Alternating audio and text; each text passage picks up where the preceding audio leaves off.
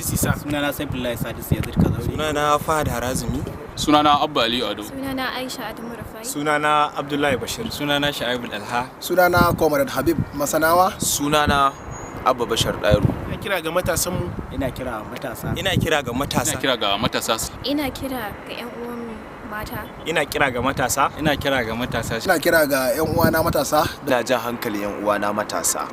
Su guji duk wata hanya da za a yi amfani da su don mayar da su 'yan bangar siyasa. Ke ilimi da muhimmanci domin ilimi shine yake son zama. Ta'ammali da miyagun ƙwayoyi domin shaye-shaye yana illa ga rayuwa. Tashi su nemi sana'a domin zaman banza yana kashe zuciya. Su fito da su nemi ilimi saboda ilimin mata yana da matukar amfani.